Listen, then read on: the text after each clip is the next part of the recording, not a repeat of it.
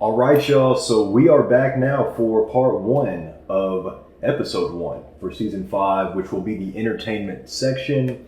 We usually talk about either movies, shows, albums, books, kind of anything that's in that realm that we want to give a positive review about and everything. If you are new to the season or if you're new to the entire podcast, we never talk anything negative. That's just not what we do. There's just really no reason for that. So we once again just want to give people their kudos. We want to, pat them on the back for the good movie that we watched, the good show that we watched, the album, whatever the case may be. So we're actually going to talk about two movies that I've really been rocking with recently. One of them is not a brand new movie, but the other one is a brand new movie that actually won an Oscar recently. So the first movie we're about to get in, I do have a notepad because I want to remember all the different names of the cast that are in it, and I just want to talk about a lot of the different details about it. But the first movie, which y'all may have already seen it because it came out in 2016, it is Sicario,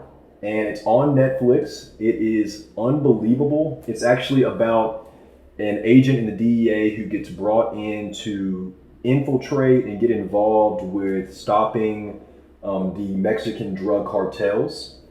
And of course, the main actor is Emily Blunt, but when you go throughout the movie, the main actor kind of changes throughout the movie to where it's a different main person, sometimes depending on the scene. But I'll let you know, these are some of the cast members. It's Emily Blunt, Josh Brolin, John Bernthal, Daniel Kaluuya, and the GOAT, Benicio del Toro, who absolutely steals the scenes every time he's in one in the movie. He does such an incredible job, even when it comes to the cinematography, even when it comes to his monologues, when it comes to everything in that movie.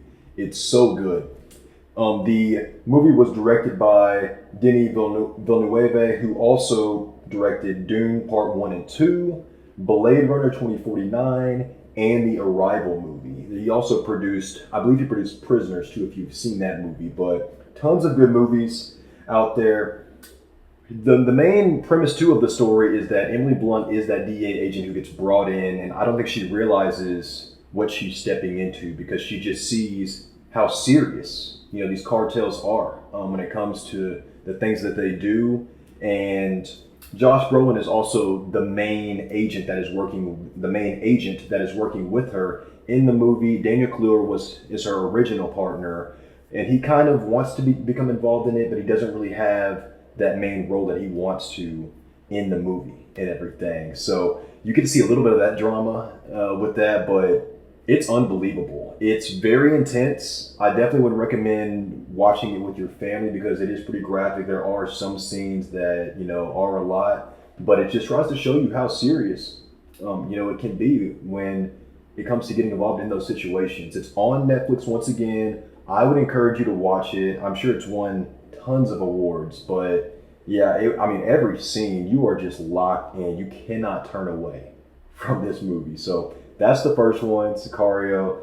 I think you would love it. The second movie that I probably will get made fun of for, because I've been trying to get everybody to watch it. It's called Flow, and it actually won an Oscar for the best animated movie.